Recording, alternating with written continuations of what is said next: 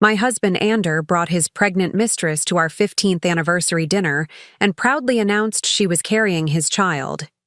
What he didn't know was that the DNA test results in my purse would destroy both their lives before dessert arrived.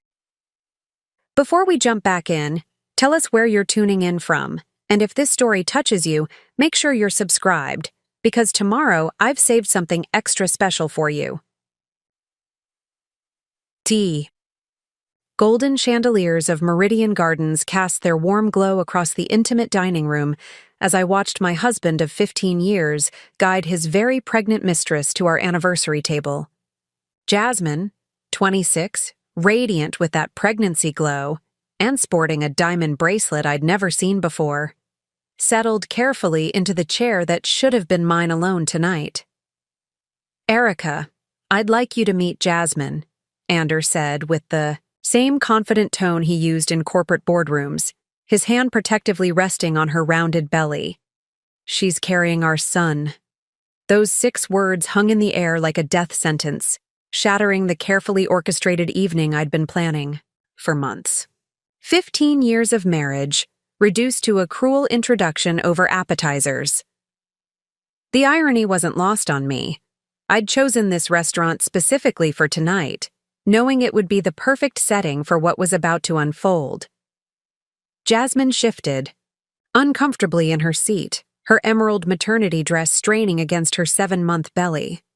She couldn't have been more than a year out of college when this affair began, young enough to believe every lie Ander had fed her about our loveless marriage and his plans for divorce, young enough to think she'd won some great prize. I thought, "We should all have dinner together," Ander continued, pouring himself a glass of the 1995 Chateau Margaux I'd specifically ordered, our traditional anniversary wine, now serving as a prop in his twisted theater. "Clear the air before the baby arrives. No need for animosity." The sheer audacity took my breath away. He'd actually convinced himself this was a mature, reasonable approach to destroying our marriage, that I should be grateful for his honesty, appreciative of being included in the celebration of his betrayal. I studied Jasmine's face as she avoided my eyes, focusing instead on the breadbasket. There was something almost fragile about her, despite the confident facade. The way her hand instinctively moved to her belly when nervous, the slight tremor in her voice when she'd whispered hello upon sitting down. She was scared, not of me, but of something else entirely. "How thoughtful of you both," I replied, lifting my wine glass with a steady hand. My voice remained calm, controlled, betraying none of the satisfaction building in my chest. "To new beginnings," Ander smiled, clearly pleased with what he perceived as my gracious acceptance of the situation. He'd always underestimated me, mistaking my quiet strength for submission, my patience for passivity. In his mind, I was the dutiful wife who'd spent 15 years supporting his career, hosting his business dinners, and turning a blind eye to his increasingly frequent business trips. What Ander didn't realize as he confidently outlined his plans for our amicable divorce was that Jasmine's Hermes handbag, a gift he'd bragged about giving her last month, contained more than just lipstick and breath mints. Those late-night phone calls she'd been making while he showered, they weren't to her mother. The restaurant's ambient lighting caught the nervous perspiration on Jasmine's forehead as I reached into my own purse. My fingers brushed against the manila envelope that would change everything. DNA test results that had arrived just this morning, results that would shatter the fantasy they'd built together. "Before we discuss the future," I said, maintaining my composed smile, "I think there's something you both should see." Ander's brow furrowed slightly, the first crack in his confident facade. "What do you mean?" I pulled out the envelope with deliberate slowness, aware of how both their eyes followed my movements. Inside were documents that represented months of careful investigation, strategic planning, and patient execution. The DNA test was just the beginning, the key that would unlock a cascade of revelations neither of them saw coming.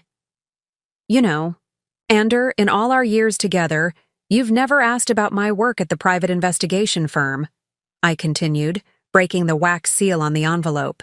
Specifically, my specialization in paternity fraud cases. The color began to drain from Jasmine's face. She knew exactly what was in that envelope, because she'd been dreading this moment since the night she'd made a crucial phone call 3 weeks ago. What is this?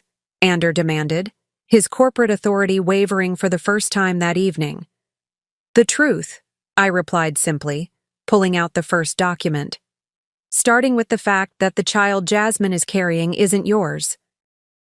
The silence that followed was deafening. I watched as Ander's confident world began to crumble, piece by piece. Jasmine's hand flew to her mouth, tears already forming in her eyes.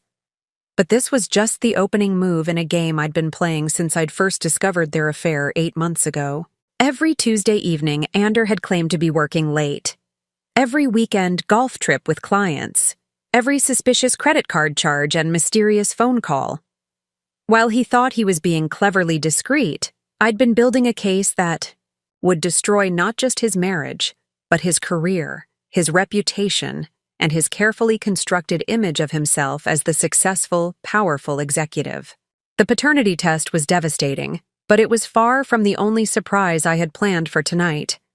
Those business trips where he'd supposedly been courting the Wellington Industries account, entirely fabricated. The consulting fees he'd been funneling through shell companies, all documented. The sexual harassment settlements he'd made the company pay on his behalf, copies sitting in my car. But first, I wanted to savor this moment. Watching the man who'd treated me like a discarded accessory realize that his pregnant mistress had been playing him just as thoroughly as he'd been playing me. The baby she claimed was his belonged to someone else entirely, someone she'd been seeing long before Ander ever laid a hand on her. This has to be wrong, Ander whispered, staring at the paternity report. You fabricated this somehow. I smiled, finally allowing a hint of steel to enter my voice. Oh, darling, this is just the beginning. Tonight wasn't the end of my marriage. It was the culmination of the most elaborate investigation I'd ever conducted. Every tear I'd shed over his betrayal had become fuel for this moment. Every lie he'd told had become evidence in the case I'd been building. As I watched them both struggle to process what they'd just learned, I felt a cold satisfaction settle in my chest. The evening was still young, and I had so much more to show them. The next 8 hours would reveal the true scope of their deceptions, and mine. The road to this moment had begun 15 years ago when I first met Ander Blackwood at a corporate law conference in Chicago. I was a junior investigator at Morrison & Associates, specializing in financial fraud cases, and he was the rising star at Blackwood Industries, the manufacturing empire his father had built from nothing. Our courtship had been a whirlwind of expensive dinners, weekend getaways to his family's estate in the Hamptons, and promises of a partnership that would elevate us both. Ander spoke eloquently about building something together, about how my investigative skills would complement his business acumen. What I didn't realize then was that he was already calculating how to neutralize any threat I might pose to his future plans. You're too talented to waste on corporate investigations, he'd whispered during our honeymoon in Tuscany. Think bigger, Erica. Private clients, wealthy families who need discretion. I can introduce you to the right people. Within 6 months of our marriage, I'd left Morrison & Associates and opened Meridian Investigations, focusing on high-net-worth clients dealing with matrimonial disputes and family matters. The irony wasn't lost on me now. Ander had pushed me into specializing in exactly the kind of cases that would eventually destroy him. Our early years had been golden, or so I'd thought. Ander's career skyrocketed as he modernized his father's traditional manufacturing company, branching into tech partnerships and overseas ventures. I built my practice carefully, earning a reputation for discretion and thoroughness among Phoenix's elite circles. We were the power couple everyone admired. Successful, attractive, seemingly devoted to each other. Preparing and narrating this story took us a lot of time, so if you are enjoying it, subscribe to our channel, It means a lot to us. Now back to the story.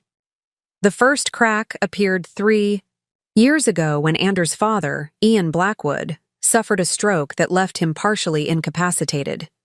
Overnight, Ander went from heir apparent to acting CEO, and the power went straight to his head. The man who'd once consulted me on every major decision suddenly began making unilateral choices about our life, our finances, our future. The company needs my full attention right now, he'd explained when I questioned his increasingly frequent absences. Dad's recovery depends on maintaining stability in the business. You understand, don't you? I understood more than he realized. My training had taught me to recognize patterns, and Anders' behavior was following a textbook trajectory of a man whose moral compass was deteriorating along with his respect for boundaries.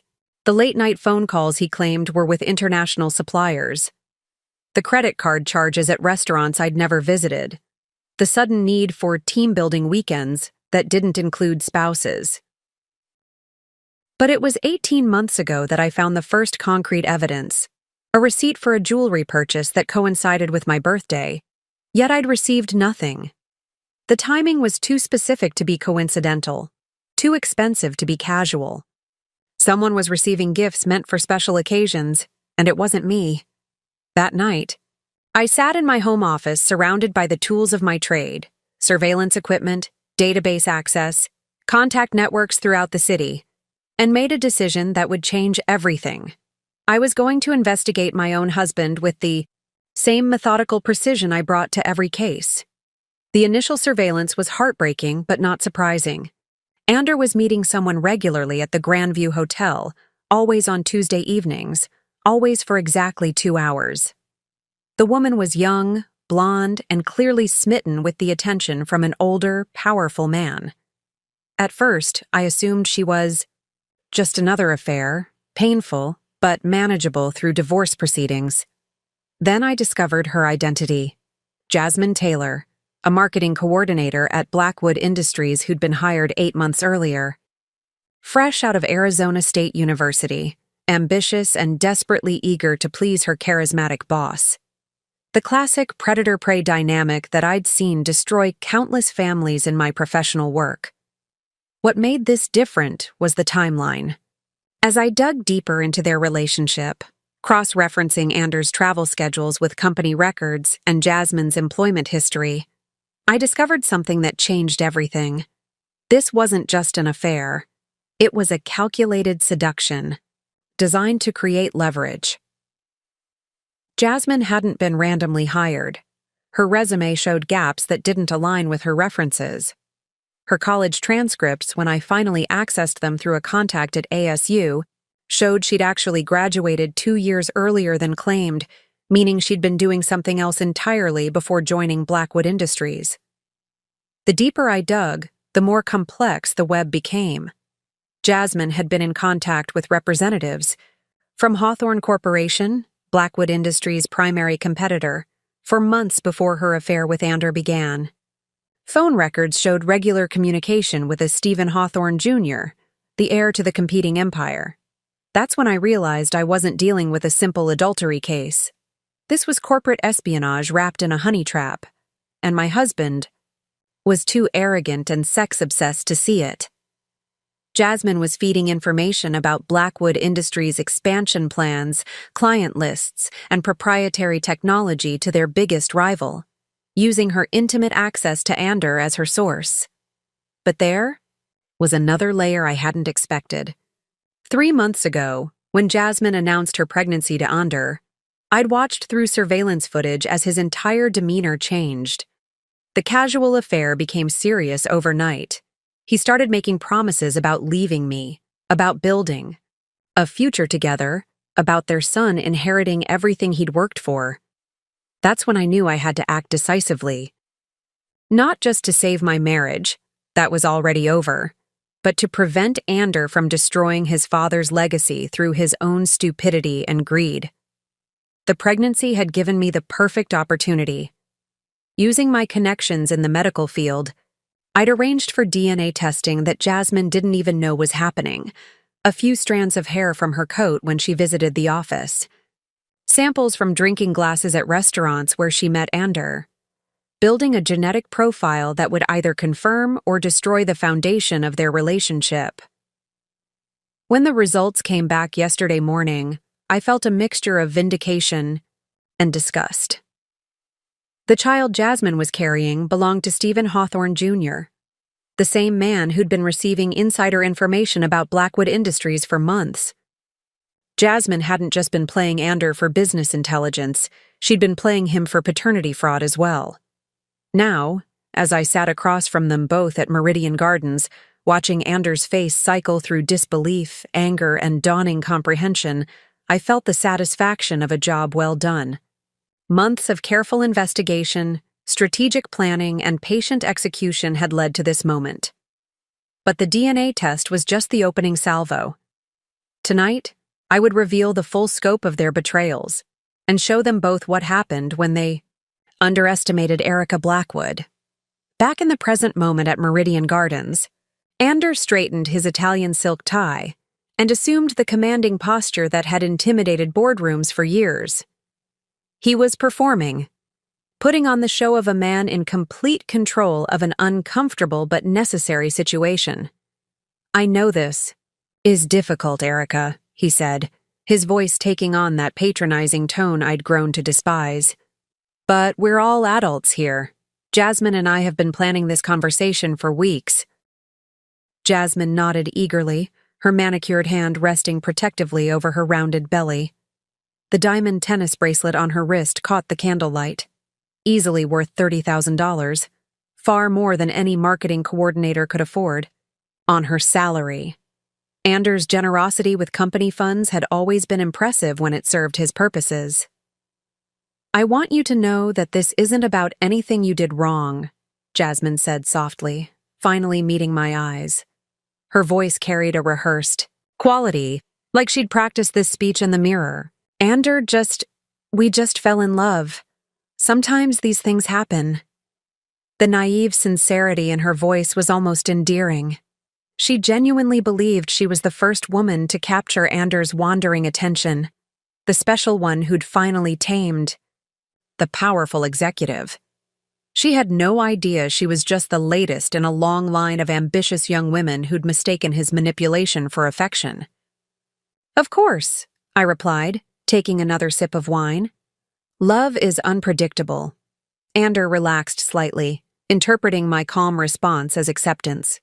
He launched into what was clearly a prepared presentation about our mutual interests and amicable dissolution. He'd even brought printouts, financial projections showing how our assets would be divided, custody arrangements for weekends with his son, timeline for my moving out of our Scottsdale estate. "I've already spoken with Harrison and associates about handling the divorce proceedings," he continued, sliding a business card across the white tablecloth. "They're the best family law firm in Phoenix. They'll make sure you're taken care of." The sheer arrogance was breathtaking. He'd not only planned my divorce without consulting me, but had chosen the lawyers, decided the terms, and was now presenting it all as a generous gift. In his mind, I should be grateful for his consideration in not simply throwing me out onto the street. Jasmine watched this exchange with growing confidence. Each moment that passed without screaming or tears seemed to validate her belief that she'd won some great prize. She began to participate more actively in the conversation, offering insights about co-parenting arrangements and suggesting restaurants where we could meet for family dinners once their son was born. "We want him to know his stepmother," she explained earnestly. "Children need stability, and you've been such an important part of Ander's life." Stepmother. The word hung in the air like a slap. In her fantasy, I would gracefully transition from wife to supportive secondary figure, grateful for any crumbs of inclusion in the life they were building together. She had it all planned out. I would be the sophisticated older woman who'd help her learn to navigate Phoenix society, the mentor who'd teach her how to host charity galas and manage household staff. "You're very thoughtful," I said, studying her face carefully. There was something almost desperate about her eagerness to include me in their plans. This wasn't just politeness or guilt. She needed my approval, my blessing to legitimize what they'd done. Ander pulled out his phone and began showing me photos he'd already taken of the nursery they were designing. Rich mahogany furniture, hand-painted murals, a theme centered around airplanes that supposedly reflected his own childhood dreams of flying. "Jasmine has such wonderful taste," he said proudly. "She chose everything herself." I recognized the furniture set from a catalog I'd seen in my friend Sarah's design studio. Sarah Whitmore, who'd been decorating homes for Phoenix's elite for 20 years, had mentioned this particular collection cost nearly $40,000. For someone supposedly living on a marketing coordinator's salary, Jasmine was certainly living well. "It's beautiful," I acknowledged, watching as Jasmine beamed with pride. "You must be so excited about becoming parents."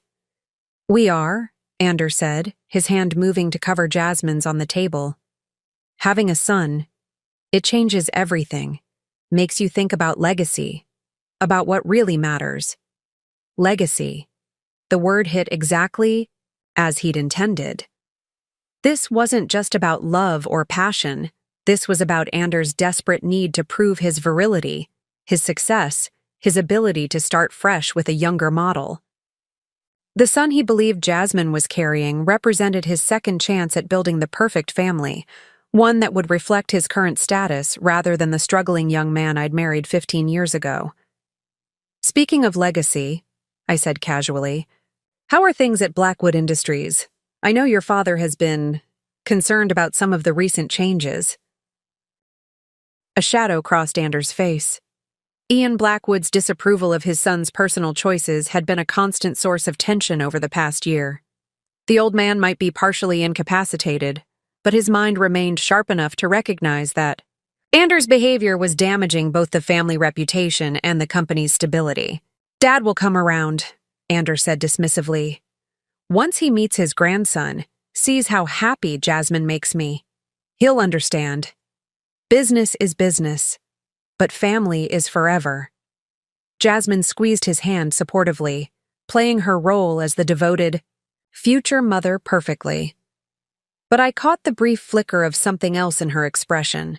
Calculation, perhaps, or concern.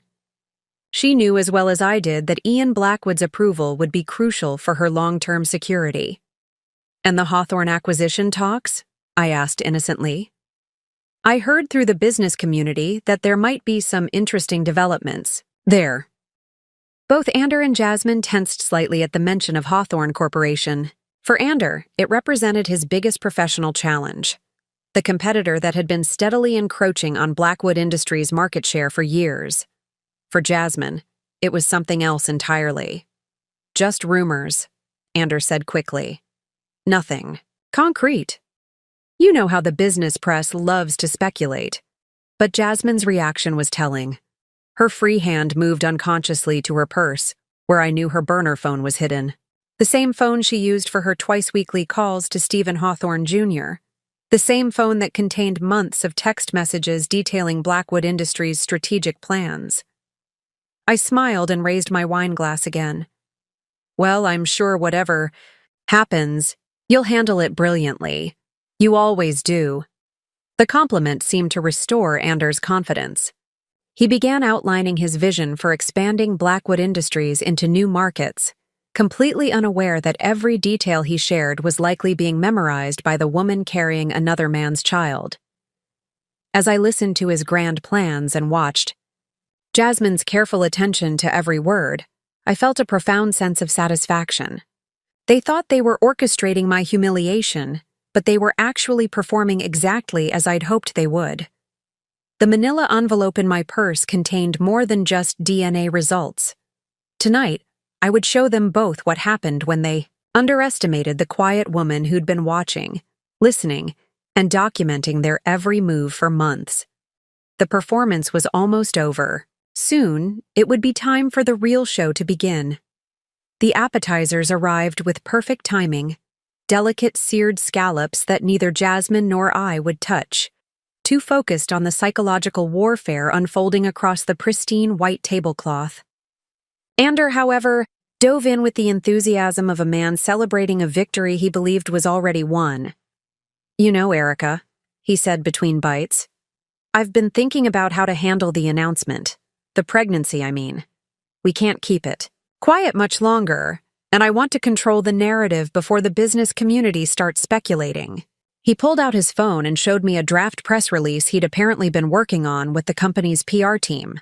The headline read, "Blackwood Industries CEO Ander Blackwood announces engagement following amicable divorce." Engagement. The word hit like a physical blow. Not only was he divorcing me for his pregnant mistress, but he'd already proposed to her. The timeline was staggering in its cruelty. While I'd been planning what I thought was our anniversary celebration, he'd been planning his engagement announcement. "When?" I asked quietly, my voice barely above a whisper. Jasmine extended her left hand across the table, displaying a ring I hadn't noticed before. It was massive, a 5-carat emerald-cut diamond surrounded by smaller stones, easily worth more than most people's annual salaries. The setting was vintage, with intricate platinum filigree that I recognized immediately. "It was your grandmother's ring," I said, staring at the family heirloom that had been promised to me since our engagement. "The one your mother said would be mine someday." Anders' jaw tightened slightly. "Mother understands that circumstances change. She thinks Jasmine will appreciate the ring's history." The casual dismissal of 15 years together, reduced to circumstances, was breathtaking in its coldness. But the ring, that was personal. It had belonged to 4 generations of Blackwood women, each one wearing it as a symbol of their place in the family legacy. Now it adorned the finger of a woman who was carrying another man's child and stealing corporate secrets. She said yes, immediately, Ander continued, his hand finding Jasmine's across the table. "Didn't even need to think about it. That's how you know it's real love." Jasmine blushed prettily, playing her role to perfection. I was so surprised. Ander had this whole romantic evening planned at the estate. Candles, champagne, well, sparkling cider for me, and then he got down on one knee right there in the gao. Rose Garden, where his grandparents got engaged. The Rose Garden, the same place Ander had proposed to me 15 years ago, using the same romantic story about family tradition and eternal love. The recycling of our most intimate moments was almost more painful than the betrayal itself. "How wonderfully traditional," I managed, taking another sip of wine to steady myself. "We're planning a small ceremony," Ander announced. "Just close family and friends. Nothing too elaborate, given the circumstances. We want to be married before the baby arrives." He was laying out their entire future as if I were a wedding planner rather than the wife he was discarding. The guest list, the venue options, the timeline coordinated around Jasmine's pregnancy. Every detail had been decided without any consideration for how I might feel about my husband marrying his mistress in what would technically still be my home.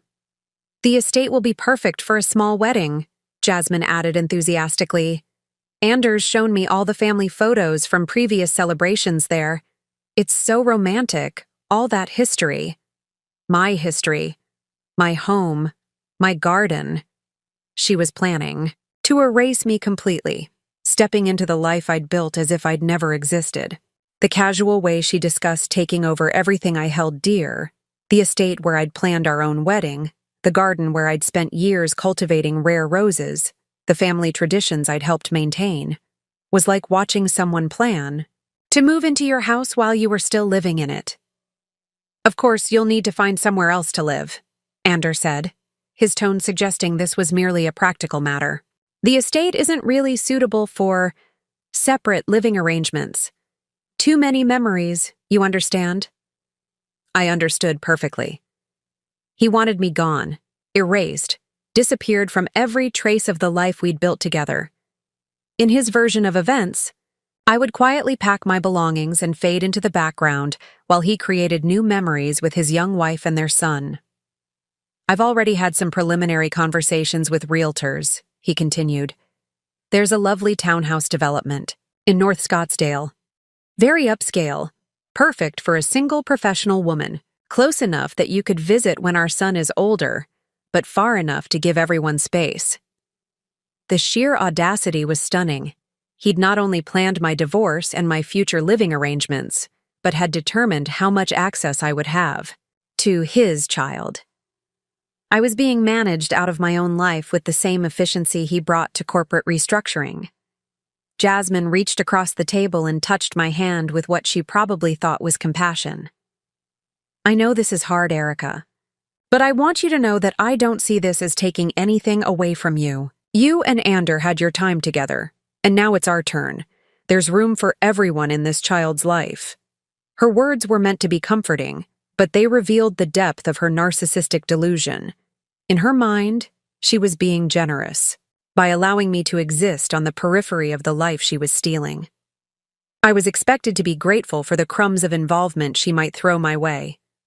"That's very kind of you," I said, my voice steady despite the rage building in my chest. Ander smiled approvingly at what he interpreted as my gracious acceptance.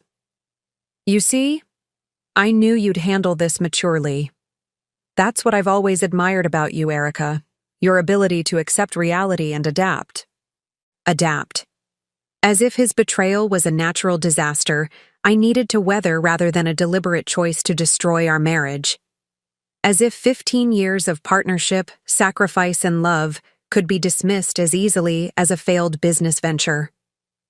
"There is one more thing," Ander said, his tone becoming almost apologetic. "The prenup we signed, well, it was fairly comprehensive. The estate, the business interests, most of the investment portfolio, they're all protected. But I want to be fair. I'm prepared to offer a settlement that should keep you comfortable." He slid a piece of paper across the table, a financial summary that reduced our entire marriage to a dollar amount. After 15 years of building Blackwood Industries together, supporting his ambitions, and sacrificing my own career trajectory, I was being offered what amounted to a severance package. $2 million, he announced, as if he was being magnanimous. "Plus your car and personal belongings, of course. It should be more than enough to start fresh." $2 million. For a woman who'd helped build a company now worth over $50 million, who'd used her investigative expertise to help Ander navigate complex business deals, who'd given up her own promising career to support his ambitions. It was an insult disguised as generosity. Jasmine watched my reaction carefully, perhaps sensing that this moment would determine whether I would accept my dismissal gracefully or cause problems for their perfect plan. Her hand moved protectively to her belly again, a gesture that seemed calculated to remind me of what I could never give Ander: a child, a fresh start, a future uncomplicated by middle-aged disappointments. "You're very generous," I said finally, folding the paper and sliding it back across the table. Ander's smile widened, relief flooding his features. He'd successfully managed the most difficult conversation of his life. Convinced that his combination of financial incentive and emotional manipulation had secured my cooperation in my own destruction. What he didn't realize was that his arrogant presentation had just given me everything I needed to destroy both their lives completely. The moment had come to show them exactly who they were dealing with. The waiter approached our table with practiced discretion, refilling wine glasses and clearing the barely touched appetizer plates. His movements were fluid, professional, but I caught the slight hesitation in his step as he sensed the tension radiating from our intimate gathering. 15 years in high-end hospitality had probably taught him to recognize when a celebration was actually an execution. "Will there be anything else before your main courses arrive?" he asked, his voice carefully neutral. "We're perfect, thank you," Ander replied with the easy confidence of a man who believed he'd successfully navigated the most difficult conversation of his life. His posture had relaxed completely, shoulders settling back into the leather chair, as if a great weight had been lifted from them. Jasmine was practically glowing with relief. Her earlier nervousness had evaporated, replaced by the triumphant satisfaction of a woman who'd claimed her prize without a fight. She was already discussing plans for redecorating the estate, her voice bubbling with excitement about making it our own and creating new memories. "I was thinking we could turn your home office into a playroom," she said to me with breathtaking casualness. "Once you've moved out, of course. The windows face east, so the morning light would be perfect for a nursery expansion as he gets older." Home office. The sanctuary where I'd built Meridian investigations from nothing, where I'd solved cases that had stumped law enforcement, where I'd spent countless hours documenting Anders' betrayals and building the case that would destroy him. She wanted to fill it with toys and nursery rhymes, erasing the last traces of my professional identity from the home I'd shared with her lover. "What a lovely idea," I said, my voice carrying the same pleasant tone I'd maintained throughout this surreal dinner. "Children do need space to grow." Ander beamed at my response, interpreting my calm demeanor as the gracious acceptance he'd hoped for. In his mind, he'd handled an impossible situation with masterful diplomacy, managing to end our marriage while maintaining my goodwill and securing my cooperation in legitimizing his new family. "I knew you'd understand," he said, reaching across the table to pat my hand in a gesture that was probably meant to be comforting but felt utterly patronizing. "This is why I've always admired you, Erica. Your ability to see the bigger picture, to put aside personal feelings for the greater good." The greater good. As if his adultery and corporate espionage were somehow serving a noble purpose that I should gracefully support. The man's capacity for self-deception was truly remarkable. He'd convinced himself that betraying his wife and his father's company was actually an act of maturity and wisdom. Jasmine nodded enthusiastically, eager to reinforce this narrative. "It takes a really strong woman to handle something like this with such grace. I don't know if I could be so understanding." Her words carried an undertone of superiority, the smug satisfaction of someone who believed she'd won a competition, without realizing she'd been playing an entirely different game. She thought my composure was resignation. My politeness was defeat. She had no idea that every word she spoke was digging her grave deeper. "Understanding comes with experience," I replied, taking another measured sip of wine. "You learn to recognize when situations are inevitable." Inevitable. The word seemed to resonate with both of them, confirming their belief that this outcome had been predestined by their irresistible love and my natural inadequacy as a younger man's wife. They were writing a romance novel in their heads, casting themselves as star-crossed lovers who'd overcome obstacles to find their destined happiness. The main courses arrived with perfect timing: filet mignon for Ander, grilled salmon for Jasmine, and the duck confit I'd specifically ordered because it was Anders' least favorite dish. Small acts of rebellion that only I understood, tiny assertions of independence that helped maintain my facade of calm acceptance. "This is excellent," Anders said, cutting into his steak with obvious satisfaction. "Good choice on the restaurant. Erica, very appropriate for the occasion." Appropriate. He thought I'd chosen Meridian Gardens as a venue for my own humiliation, a neutral ground where he could safely destroy our marriage without fear of an ugly scene. He had no idea that I'd selected this restaurant for entirely different reasons. Reasons that would become clear very soon. Jasmine was struggling slightly with her salmon, pregnancy having affected her appetite despite her earlier enthusiasm about the meal. But she persevered, determined to play her part in what she believed was a sophisticated adult conversation about complex emotions and mature choices. "I want you to know," she said between delicate bites, "that I never intended for things to happen this way. When I first started working at Blackwood Industries, I was just focused on building my career. The connection with Ander, it was unexpected." Unexpected. The word almost made me laugh out loud. Her unexpected connection had been planned months, in advance, orchestrated by people she was far too naive to recognize as her handlers. But her genuine belief in her own innocence was almost touching in its complete disconnection from reality. Chemistry is unpredictable, I agreed, watching, as she unconsciously touched her belly again. The gesture was becoming more frequent as the evening progressed, a nervous tic that betrayed her underlying anxiety despite her outward confidence.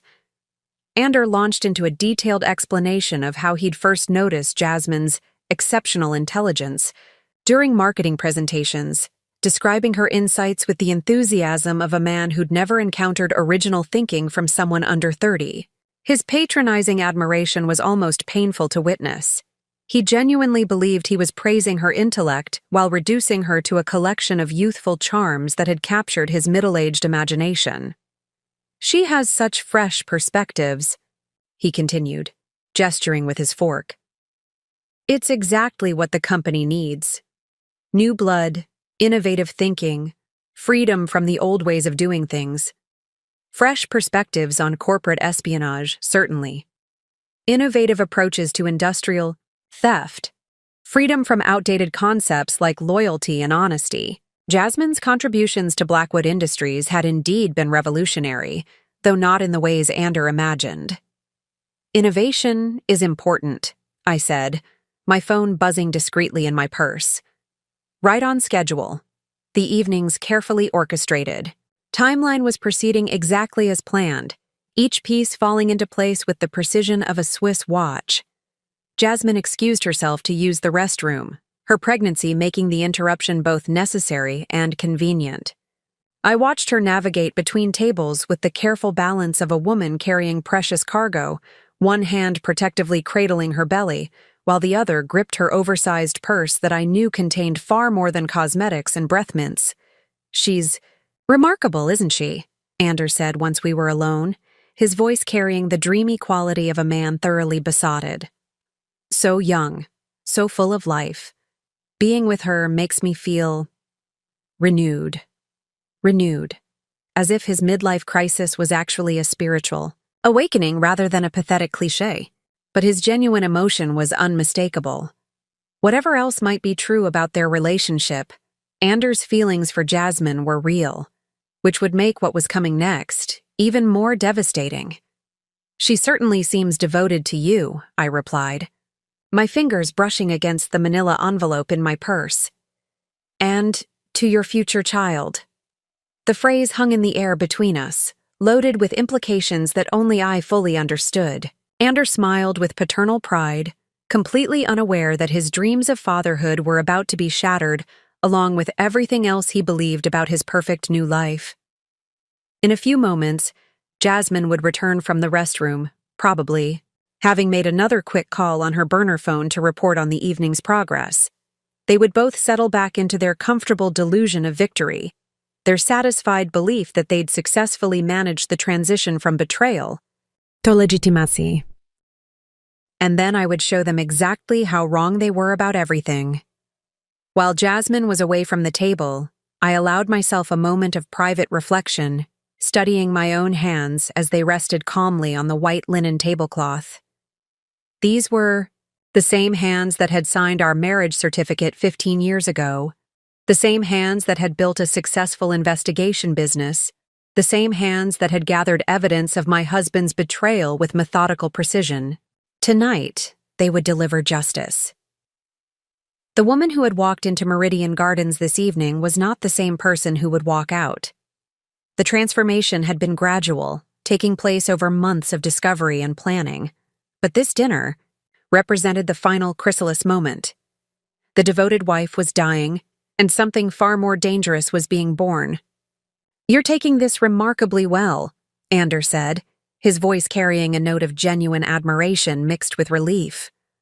"I know this can't be easy." Easy. The word almost made me laugh. Nothing about the past 18 months had been easy. Not discovering his affair, not learning about Jasmine's true identity, not uncovering the web of corporate espionage that threatened his father's legacy. But the difficulty had forged something stronger than the trusting woman I'd once been. "I've had time to prepare," I replied, which was perhaps the most honest thing I'd said all evening.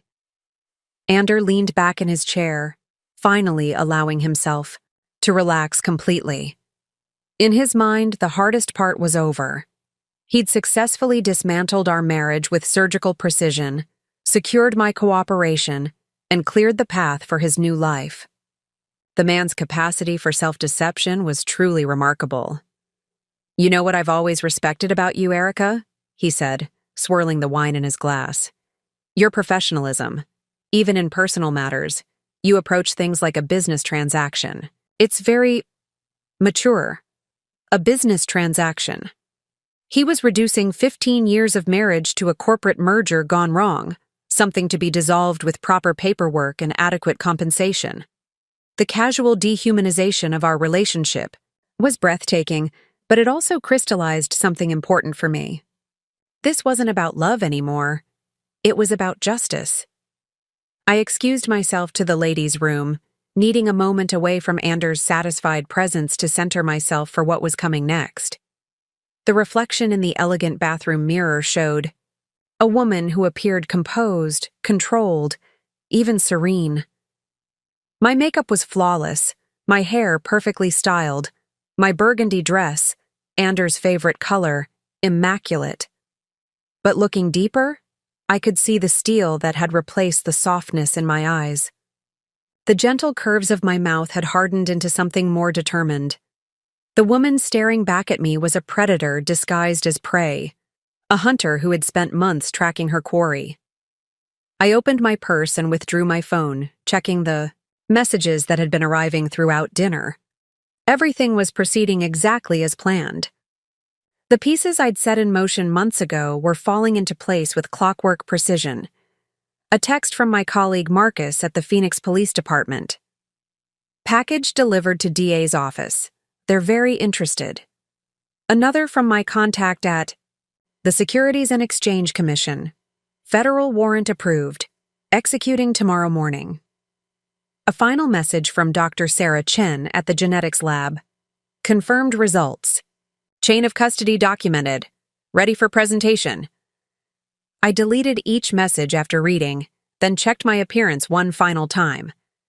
The woman in the mirror nodded back at me with grim satisfaction.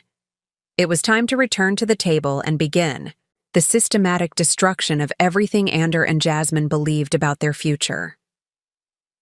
Walking back through the dining room, I observed the other couples enjoying their romantic dinners, blissfully unaware of the drama unfolding at table 12. Their ordinary problems, work stress, family disagreements, financial concerns, seemed almost quaint compared to the web of betrayal and deception I was about to unravel. Jasmine had returned from her own bathroom excursion and was animatedly discussing baby names with Ander, her hands gesturing excitedly as she described her vision for their son's future. The irony was almost unbearable. She was planning a life around a child that didn't belong to the man she was deceiving. "We're thinking Alexander," she was saying as I rejoined them. "After Ander, of course, but also strong and classic." "Alexander? Blackwood has such a nice ring to it. Alexander Blackwood." She wanted to give Stephen Hawthorne Jr.'s child the Blackwood family name, cementing her deception with the most intimate kind of identity theft. The audacity was stunning, but it also represented the final piece of evidence I needed to demonstrate the scope of her fraud. "A strong name," I agreed, settling back into my chair. "Very traditional." Ander beamed with paternal pride, completely unaware that his dreams of legacy and lineage were built on a foundation of lies. "Dad will be thrilled when he meets his grandson. It might even help with his recovery, having something positive to focus on." The mention of Ian Blackwood sent a pang through my chest. The old man had suffered enough with his stroke, and the gradual realization that his son was destroying everything he'd built. Learning about the corporate espionage would devastate him, but it was necessary to save what remained of the family business. "How is your father's health?" I asked, genuinely concerned despite everything. "Improving slowly," Ander replied. "The physical therapy is helping and his speech is getting clearer. Dr. Rodriguez thinks he might be able to return to limited board involvement within 6 months. 6 months. If everything went according to plan, Ian Blackwood would return, to find his company saved from the brink of destruction and his son in federal prison. It wasn't the recovery anyone had envisioned, but it was justice. Jasmine's phone buzzed discreetly, and I watched as she glanced at the screen with practiced casualness. Her face remained neutral, but I caught the slight tightening around her, eyes that suggested the message contained something significant, probably an update from her handlers at Hawthorne Corporation, wondering about the evening's progress. "Sorry," she murmured, sliding the phone back into her purse. "Just my mother checking in. She's so excited about becoming a grandmother. Her mother." Another lie in the endless web of deception she'd woven around herself. According to my investigation, Jasmine's real mother lived in Minnesota and hadn't spoken to her daughter since she'd changed her identity for the third time. The woman Jasmine occasionally visited in Phoenix was actually her case officer, the person who'd recruited her for this elaborate honey trap operation. "Family is important," I said, my hand moving to the manila envelope in my own purse. "Speaking of which, I have something I'd like to share with both of you." Anders' eyebrows rose slightly, probably expecting some sentimental gesture, a photo album from our marriage, perhaps, or a heartfelt letter wishing them well. He had no idea that the envelope contained the tools of his destruction. "What is it?" Jasmine asked, her voice carrying a note of wariness that hadn't been there earlier. Some primitive instinct was warning her that the evening was about to take an unexpected turn. I smiled with the serene confidence of a woman who held all the cards in a game the other players didn't even know they were playing. The transformation was complete. I was no longer the betrayed wife seeking comfort or closure. I was a force of nature about to reshape their entire world. "Just some information I thought you might find illuminating," I said, my fingers tracing the edge of the envelope. "About family and truth, and the importance of knowing exactly who you're sharing your life with." The moment of reckoning had arrived. I pulled the manila envelope from my purse, with deliberate slowness, placing it on the table between the 3 wine glasses like a card dealer revealing the final hand. The restaurant's ambient lighting caught the crisp edges of the packet, casting sharp shadows across the white tablecloth that seemed to divide our little triangle into distinct territories. "What's that?" Ander asked, his voice carrying the first note of uncertainty I'd heard all evening. His fork paused halfway to his mouth, the perfectly prepared fillet forgotten as his attention focused on the unexpected prop in what he'd believed was a scripted performance. "Information," I replied simply, my fingers tracing the sealed edge without opening it. "About truth, about family, about the importance of knowing exactly who you're dealing with." Jasmine's hand moved instinctively to her belly again, but this time the gesture carried a different quality, protection rather than pride. Some primitive maternal instinct was warning her that the evening had taken an unexpected turn, though she couldn't yet understand the magnitude of what was coming. "Erica," Anders said, setting down his fork entirely and leaning forward with the authoritative posture he used in hostile boardroom negotiations. "If this is some kind of emotional gesture—" "Nothing emotional about it," I interrupted, breaking the wax seal with my fingernail. The sound was surprisingly loud in the intimate space, like a gunshot in a library. "Purely factual, professional even. You said you admired my professionalism, didn't you?" The first document I withdrew was a photograph, a standard surveillance image taken with a telephoto lens outside the Grandview Hotel 6 months ago. It showed Ander and Jasmine entering the building together, his hand possessively on her lower back, her face tilted up toward his with obvious adoration. "Touching," I said, sliding the photo across the table. "But this is just the beginning of the timeline." Anders' face darkened as he recognized the implications. His carefully constructed narrative of a recent, irresistible attraction was already crumbling with this single piece of evidence. 6 months ago, Jasmine was supposed to have been nothing more than a dedicated employee focused on her marketing duties. "Where did you get this?" he demanded. "I told you, darling. I run a private investigation firm." Surveillance is rather fundamental to the profession. I pulled out a second photograph, this one showing Jasmine entering a nondescript office building in downtown Phoenix. Recognize the address? Jasmine leaned forward to study the image, and I watched the color drain from her face as she identified the location. It was the same building that housed several subsidiary offices of Hawthorne Corporation, though the business directory was deliberately obscure about which companies operated on which floors. This was taken 7 months ago, I continued conversationally.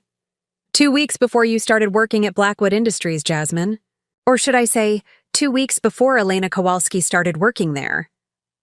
The silence that followed was deafening. Jasmine's carefully constructed identity was unraveling with surgical precision, each revelation cutting deeper than the last. Her hand found Anders across the table, seeking reassurance from a man who was staring at her with growing confusion and dawning horror. Elena? Ander whispered, his corporate confidence evaporating as he struggled to process this fundamental shift.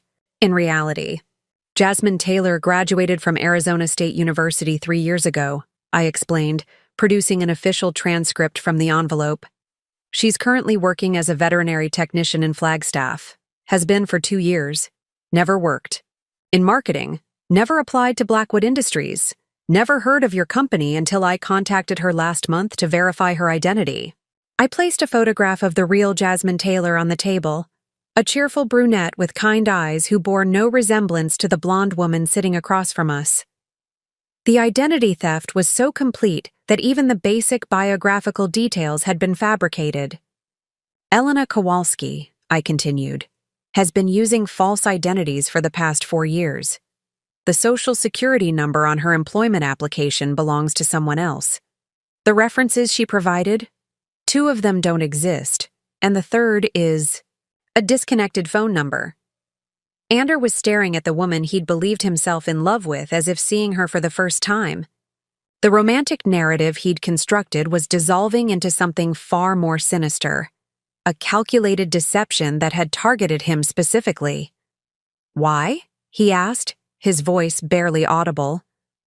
An excellent question, I replied, producing another document from the envelope. One that leads us to Stephen Hawthorne Jr., and a very interesting pattern of communication between his private cell phone and Elena's burner device. The phone records were damning. Months of calls, text messages, and data transfers that painted a clear picture of corporate espionage. Every Tuesday evening when Ander thought he was enjoying a romantic rendezvous, Elena had been downloading classified information about Blackwood Industries' strategic plans, client lists, and proprietary technology. This is impossible, Ander said, but his voice lacked conviction. The evidence was too comprehensive, too detailed to be fabricated. Jasmine wouldn't. We're having a baby together. About that, I said, my tone becoming almost gentle as I prepared to deliver the killing blow. There's something else you need to know about your future child. Elena, I couldn't think of her as Jasmine anymore, was gripping the edge of the table so tightly her knuckles had turned white.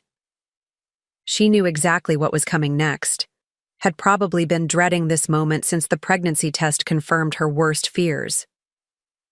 I withdrew the final document from the envelope with ceremonial precision, the DNA analysis that would destroy both their futures in a single scientific revelation.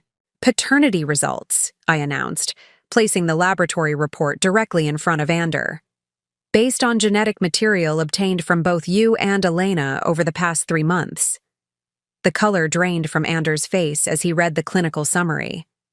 The child Elena was carrying shared none of his genetic markers, bore no biological relationship to the man who'd been planning to name him Alexander Blackwood. Stephen Hawthorne Jr. is the biological father, I said into the stunned silence. The same Stephen Hawthorne who's been receiving stolen information about your company for months. The same man Elena has been calling twice weekly since before your affair even began. The magnitude of the deception was finally becoming clear to them both. This wasn't just adultery or even corporate espionage. It was a honey trap operation designed to destroy Blackwood Industries from within while creating false paternity, claims that could complicate inheritance and succession issues for years to come.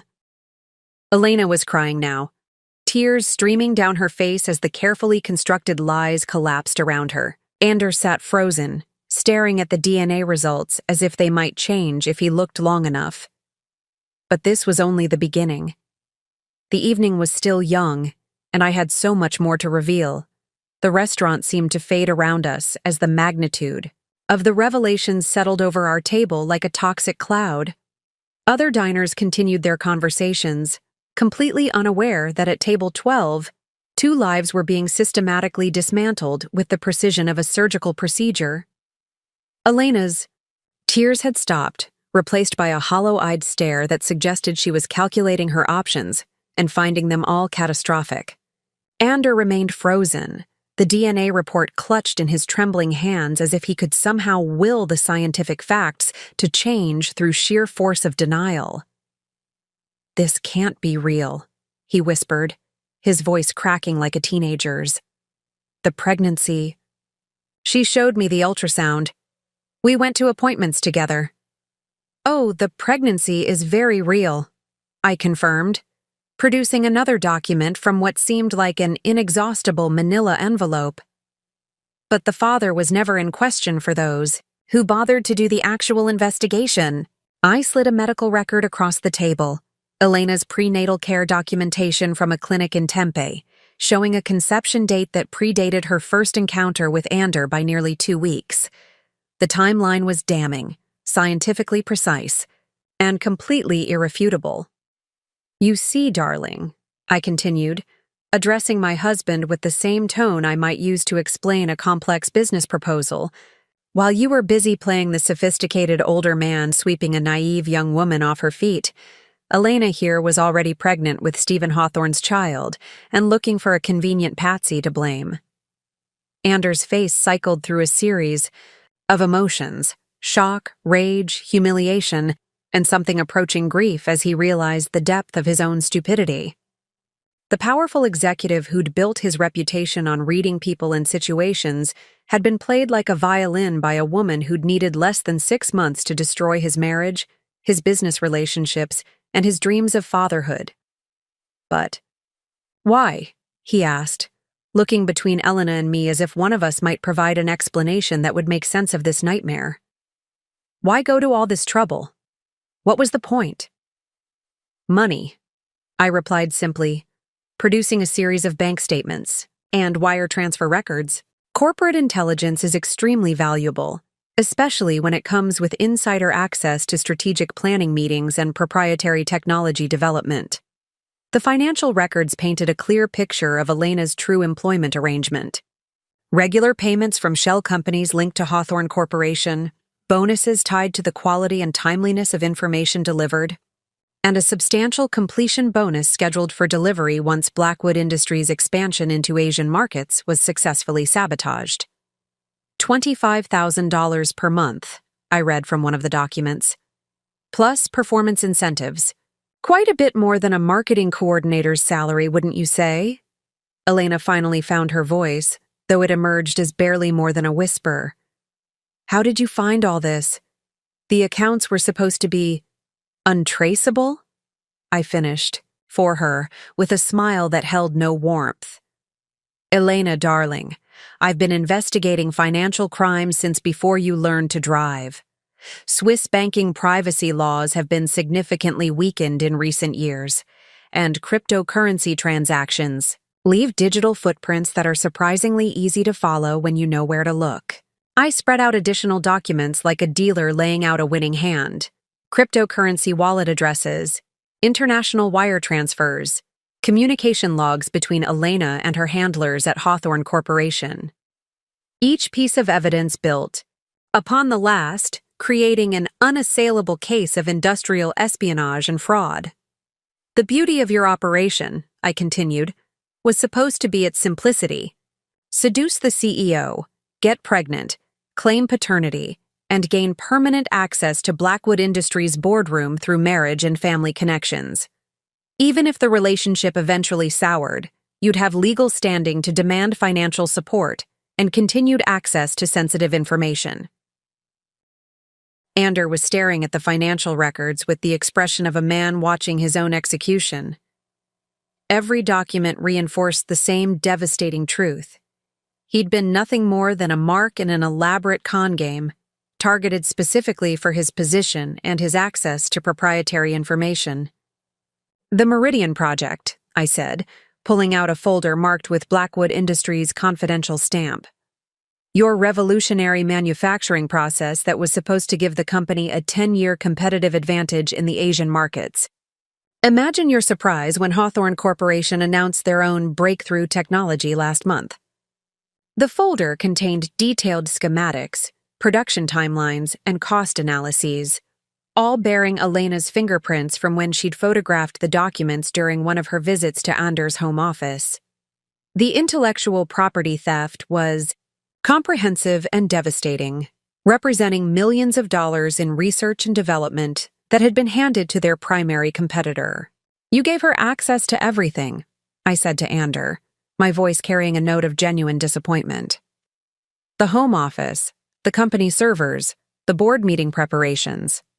You trusted her completely."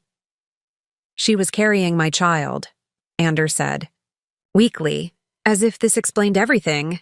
"Stephen Hawthorne's child," I corrected. "A child who was conceived as part of a long-term strategy to infiltrate and destroy your father's company. Even the timing of the pregnancy announcement was calculated to maximize your emotional vulnerability." Elena's composure finally cracked. Completely. "You don't understand," she sobbed. "I didn't have a choice. They had leverage, things about my past, my real identity. If I didn't cooperate, they would have destroyed me." "And yet you chose to destroy others instead," I replied, without sympathy. "The choice was always yours, Elena. You could have gone to the authorities, reported the coercion, asked for protection. Instead, you decided that ruining an innocent man's life was preferable to facing the consequences of your own actions." The evidence continued to mount. Recorded phone conversations, email threads, even photographs of Elena meeting with Stephen Hawthorne Jr. at various locations around Phoenix. The scope of the conspiracy was breathtaking in its thoroughness and chilling in its casual cruelty. But even as I laid out the full extent of their betrayal, I knew this was still just the appetizer course. The main event was yet to come, and both Ander and Elena were about to learn that corporate espionage was the least of their legal problems. The evening was far from over, and justice demanded a much more comprehensive accounting. "Let's take a trip down memory lane, shall we?" I said, producing a leather-bound photo album that I'd kept hidden beneath the other documents. The wedding album from 15 years ago looked almost quaint compared to the corporate espionage files scattered across our table, but it served a crucial purpose in what I was about to reveal. I opened to the first page, showing Ander and me on our wedding day, radiant and seemingly innocent. "Do you remember this moment, darling? When you promised to love, honor, and cherish me? When you swore before God and your father that you would be faithful?" Ander's jaw tightened as he stared at the photograph. "That was a long time ago, Erica. People change. Marriages evolve." "Indeed they do," I agreed, turning the page to reveal photos from our first anniversary celebration. "This was taken at La Bernardin in New York. You gave me that pearl necklace? Your grandmother left you. Do you remember what you said that night?" His silence was answer enough, but I continued anyway. "You said that marriage was like building a business. It required constant investment, careful planning, and absolute trust between partners. Very prophetic, considering what was about to unfold." I flipped through several more pages, each one chronicling a milestone in our relationship that had been corrupted by subsequent events. Our 5th anniversary trip to Paris, the same city where Ander had later taken Elena for a business conference. The charity gala where we'd been photographed as Phoenix's power couple 2 weeks before he started his affair. The groundbreaking ceremony for Blackwood Industries' new facility, where Elena had gained access to confidential expansion plans. You see, the beautiful thing about having an investigator's background, I continued, is that I document everything. Every important moment, every significant conversation, every promise made and broken. I withdrew a different kind of photo from the album, surveillance images I'd taken over the past 8 months. Ander and Elena at restaurants, hotels, his downtown apartment. But these weren't just evidence of adultery. They were time-stamped proof of when classified information had been transferred. March 15th, I said, pointing to a photo of them leaving his office after hours. The same night Blackwood Industries board approved the Meridian project. Notice how Elena's purse seems unusually bulky? That's because it contained a portable scanner and several gigabytes of storage capacity. Anders' face went white as he realized the implications. Every romantic evening he'd thought they were sharing had actually been a data harvest operation, with Elena systematically photographing and stealing everything she could access.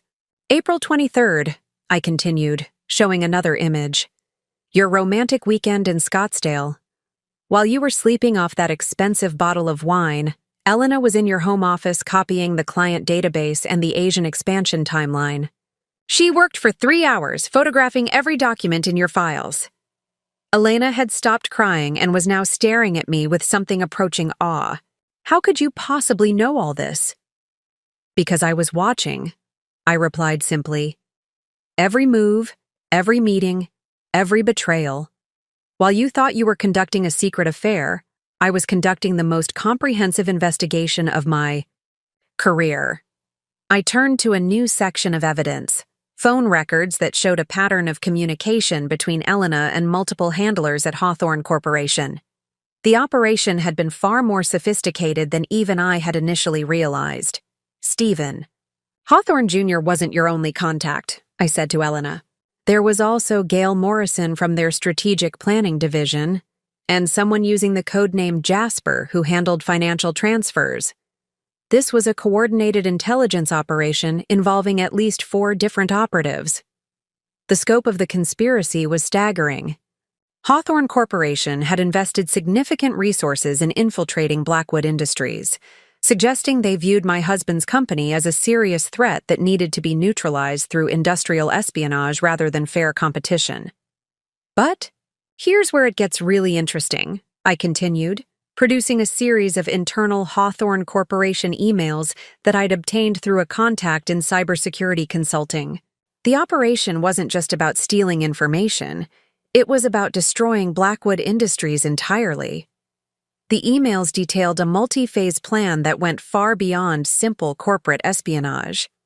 Phase 1 had been Elena's seduction of Ander and the theft of proprietary technology.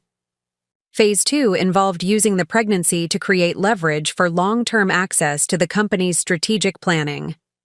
Phase 3 was the most sinister, a coordinated media campaign designed to destroy Ander's reputation and trigger a hostile takeover of Blackwood Industries. They were planning to expose your affair publicly, I explained to Ander, along with fabricated evidence of financial impropriety and sexual harassment. The pregnancy would have been presented as proof of your predatory behavior toward young employees. The media scandal would have tanked the company's stock price and opened the door for Hawthorne to acquire Blackwood Industries at a fraction of its actual value. Ander was now physically shaking as he absorbed the full magnitude of how thoroughly he'd been manipulated. This wasn't just personal betrayal. It was a calculated attempt to destroy everything his father had built over 40 years. The beautiful irony, I continued, is that Elena's pregnancy actually accelerated their timeline in ways they hadn't anticipated. Stephen Hawthorne Jr. got careless, started making more frequent contact, left digital footprints that my investigation could follow.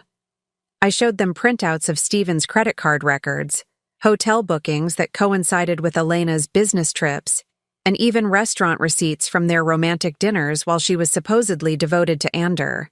Love makes people stupid, I observed. Even professional con artists start making mistakes when genuine emotions get involved. Stephen Hawthorne actually fell for his own honey trap operative. Elena's composure cracked again as she realized that even her relationship with Stephen had been exposed and documented. Every aspect of her double life had been unraveled with methodical precision. "The question now," I said, gathering the photos and documents with the efficiency of someone who had presented cases to juries for years, "is what we do with all this evidence."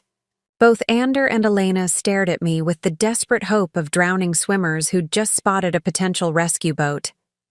They still believed this might be a negotiation, that I might be willing to make some kind of deal to keep their secrets safe.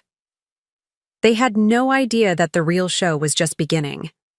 "Before we discuss what happens next," I said, reaching into my purse for what appeared to be a simple business card holder, "I think it's time you both understood exactly who you've been dealing with." I placed 3 business cards on the table with the precision of a card, sharp, revealing a royal flush. The first was familiar, my standard Meridian Investigations card that Ander had seen countless times over the years. The second was newer, crisper, bearing the seal of the FBI's white-collar crime division. The third carried the logo of the Securities and Exchange Commission. "Erica Blackwood, licensed private investigator," I said, tapping the first card. "Erica Blackwood, special consultant to the FBI's Financial Crimes Task Force," I continued, indicating the second. "And Dr. Erica Blackwood, certified forensic accountant for the SEC's Corporate Fraud Division." The silence that followed was absolute. Even the ambient restaurant noise seemed to fade as the implications of my revelation settled over our table like a death shroud. "Impossible," Ander whispered, his voice barely audible. "You've been running a private investigation firm. I've seen your client files, your case reports. All perfectly legitimate," I confirmed. "But did you ever wonder why my little private firm was so successful? Why high-profile clients sought me out for the most sensitive cases?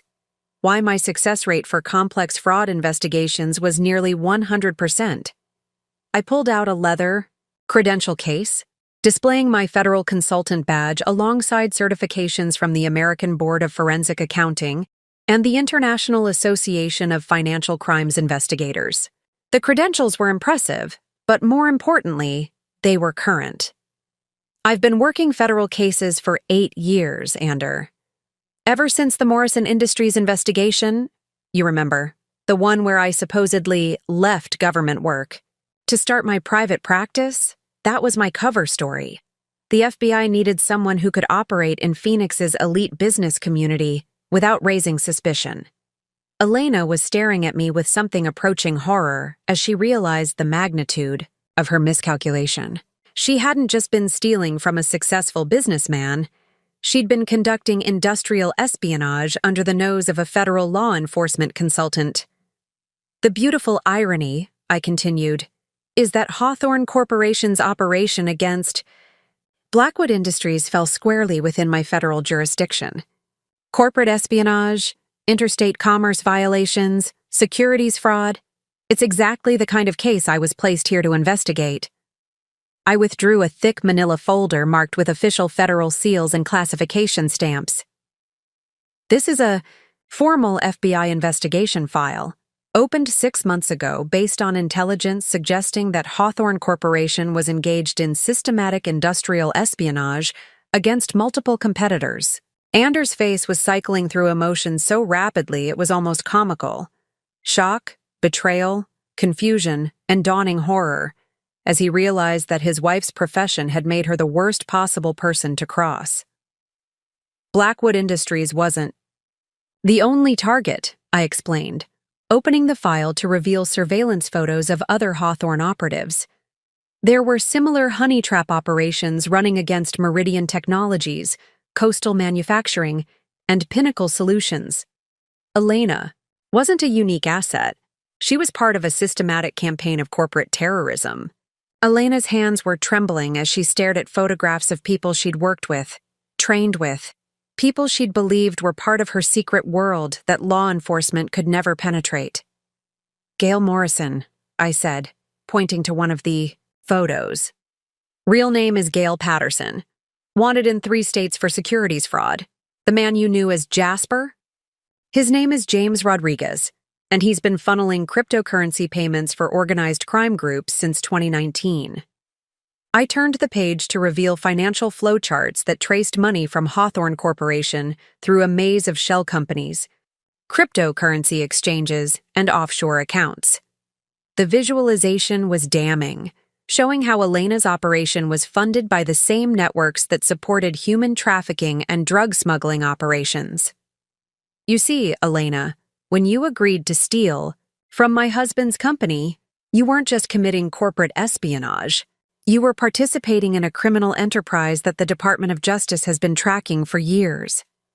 The restaurant seemed to spin around Elena as the reality of her situation became clear. She wasn't just facing corporate fraud charges. She was potentially looking at RICO violations, conspiracy charges, and association with organized crime networks. But I didn't know, she stammered. They told me it was just business intelligence, competitive research. Ignorance isn't a defense, I replied with the clinical detachment of someone who'd explained federal sentencing guidelines to countless defendants. Especially when you were being paid through the same channels used to fund international criminal operations.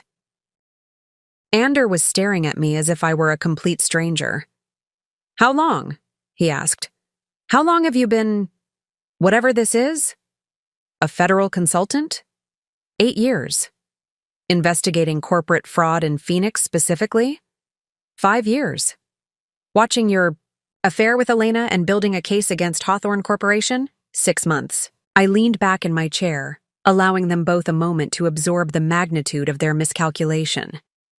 They had thought they were playing a game of adultery and business rivalry. Instead, they had walked into the middle of a federal investigation that could send them both to prison for decades. The question now, I said, my voice taking on the authoritative tone I used when interviewing suspects, is whether you're going to cooperate with the federal investigation, or whether you're going to compound your existing legal problems by continuing to lie to a federal law enforcement consultant. Elena looked like she might faint. Ander appeared to be calculating something in his head, probably wondering if there was any way to minimize his exposure now that he understood the true scope of what he'd stumbled into. But they still didn't understand the full extent of their problems. The federal investigation was comprehensive, but it was far from the only threat they were facing. The evening was still young, and I had several more surprises in store. I opened a second federal folder, this one even thicker than the first, marked with multiple agency seals. What you've seen so far represents about 20% of the evidence we've collected. The FBI doesn't build cases on single operations. We map entire networks. The first document I withdrew was a comprehensive organizational chart showing Hawthorne Corporation's criminal enterprise. Names, photos, financial connections, and criminal histories were laid out with the precision of a military operation. Elena's face appeared in the middle of the chart, connected to dozens of other operatives through red lines indicating financial transfers and blue lines showing communication patterns. 47 active operatives, I said, tracing the connections with my finger. 18 companies targeted for industrial espionage. Over $30 million in stolen intellectual property. This isn't just corporate competition. It's systematic economic terrorism. Elena stared at the chart with growing horror as she recognized faces from her training sessions, people she'd worked with, people she'd trusted. The scope of the organization was far beyond anything she'd imagined when she'd agreed to seduce one businessman in Phoenix. Bank records, I continued, producing thick printouts of financial transactions. Every payment to Elena, every cryptocurrency transfer, every shell company transaction. We've traced the money back to its sources. Hawthorne Corporation, yes, but also the Kozlov crime family in Eastern Europe and the Mendez cartel in Mexico. Anders' face went gray as he absorbed the implications. His wife wasn't just a federal consultant. She was investigating international organized crime networks that had used his company as a target. Elena received payments through the same channels. Used to launder money from human trafficking operations, I explained with clinical detachment. Same bank routing numbers, same cryptocurrency wallets, same offshore accounts. In the eyes of federal prosecutors, she's part of a continuing criminal enterprise. I spread out surveillance photos taken at locations across the Southwest, meetings in hotel lobbies, cash exchanges in parking garages, encrypted phone calls made from burner devices. Elena appeared in several of the images, always meeting with the same handler who also appeared in photos related to drug smuggling operations. Your handler, Elena, the woman you knew as Sarah, her real name is Sarah Chen. She's wanted by the DEA for coordinating cocaine shipments through Phoenix, the FBI for money laundering, and Immigration and Customs Enforcement for facilitating human trafficking networks. Elena's hands were shaking so violently she could barely hold her wine glass. The romantic narrative she'd constructed around her relationship with Stephen Hawthorne was dissolving into a nightmare of federal charges and organized crime connections. Wiretap transcripts, I said, producing yet another stack of documents. Every conversation Elena had with her handlers over the past 6 months. Every instruction she received, every piece of stolen information she transmitted, every lie she told my husband. I opened to a random page and read aloud. Target is completely compromised. Access to all company files confirmed. Ready to initiate. Phase 2 of asset extraction. That was Elena, 3 weeks ago, describing her relationship with you, Ander. The clinical language of espionage reports reduced their passionate affair to nothing more than a business transaction. Every intimate moment had been documented, analyzed, and reported to criminal handlers who viewed human emotions as tactical advantages to be exploited. The federal sentencing guidelines, I continued, recommend 25 years to life for participation in continuing criminal enterprises. Elena faces potential charges under RICO statutes, the Computer Fraud and Abuse Act, the Economic Espionage Act, and conspiracy to commit money laundering. Elena was hyperventilating now, the full scope of her legal jeopardy finally becoming clear. Now, let's discuss your role in all this, darling, I said, turning my attention to Ander with the methodical precision of a prosecutor presenting to a grand jury. From my briefcase, I withdrew a folder marked with his name, one that was disturbingly thick for someone who supposedly had no knowledge of the criminal conspiracy. You see, while Elena was conducting industrial espionage, I was conducting a parallel investigation into Blackwood Industries' financial irregularities. The timing was quite fortuitous, actually. I opened the folder to reveal bank statements, wire transfer records, and accounting documents that painted a damning picture of financial misconduct spanning several years. Anders' face went white as he recognized his own signature on dozens of questionable transactions. The Henderson construction contracts, I said, placing the first set of documents on the table. 47 separate payments totaling $3.2 million to a company that exists only on paper. Very creative accounting, considering Henderson Construction has no employees, no equipment, and no business address beyond a P.O. box in the Cayman Islands. Anders' mouth opened and closed wordlessly as he stared at evidence of what appeared to be systematic embezzlement from his own father's company. The irony was brutal. While investigating Elena's theft of corporate secrets, I'd uncovered Anders' theft of corporate funds. Then there's the mysterious consulting fees, I continued, producing another set of documents. Meridian Strategic Solutions. Doesn't that sound familiar? You've been paying yourself through a shell company for strategic consulting work. 18 months of payments, each carefully structured to fall just below federal reporting thresholds. Elena was staring at Ander with a mixture of horror and fascination. The man she'd been conning was apparently running his own elaborate fraud scheme, completely independent of her operation. They had been two criminals unknowingly targeting each other. The most interesting discovery, I said, withdrawing a thick stack of property records, was the real estate portfolio you've been building under various corporate entities. 7 properties across Arizona and Nevada, all purchased with funds diverted from Blackwood Industries' operational budget. I spread out photographs of luxury condominiums, vacation homes, and commercial properties that Ander had been acquiring while claiming the company was struggling with cash flow issues. The hypocrisy was staggering.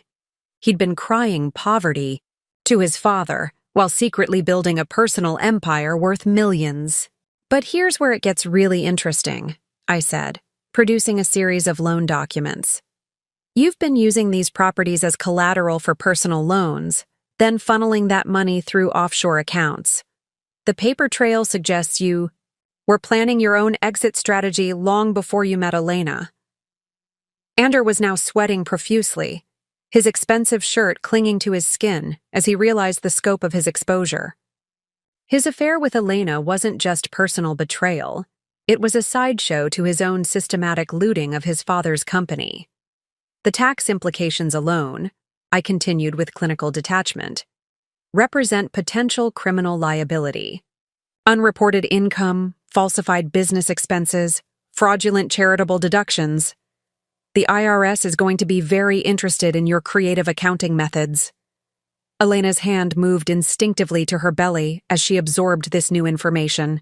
The man whose child she'd claimed to be carrying was apparently as much of a criminal as she was, just in completely different ways. And then there's the matter of your father's medical care, I said, producing the most damning documents yet. The experimental treatments he's been receiving, the ones insurance wouldn't cover, you've been billing those expenses to Blackwood Industries as executive health benefits, while pocketing the insurance reimbursements yourself. The silence that followed was crushing. Ander had been stealing from his own incapacitated father, exploiting the old man's illness for personal profit, while publicly playing the devoted son managing the family business during a difficult time. You're both probably wondering how I managed to uncover so much information while maintaining the facade of the dutiful wife, I said, closing Ander's criminal file with finality. The answer lies in something neither of you bothered to investigate, my actual background before our marriage. I withdrew a leather portfolio that had been hidden beneath all the other documents, this one bearing the seal of the United States Department of Justice. The contents would reshape everything they thought they knew about our relationship and my capabilities. Erica Michelle Thompson, I said, reading from an official government document. That was my name before I married you, Ander. You never thought to run a comprehensive background check on your own wife, did you? The first document I placed on the table was a commendation letter from the director of the FBI, praising my work on Operation Silver Web, a multi-year investigation that had dismantled a cryptocurrency money laundering network responsible for over $200 million in illegal transactions. I wasn't just investigating financial crimes when we met, I continued. I was the lead federal agent on the Morrison Industries case. You didn't help me prove the allegations were false, darling. I allowed you to believe you were helping, while I built an airtight case that sent 17 executives to federal prison. Elena was staring at me with something approaching terror as she realized the true scope of her miscalculation. She hadn't just targeted a businessman's wife.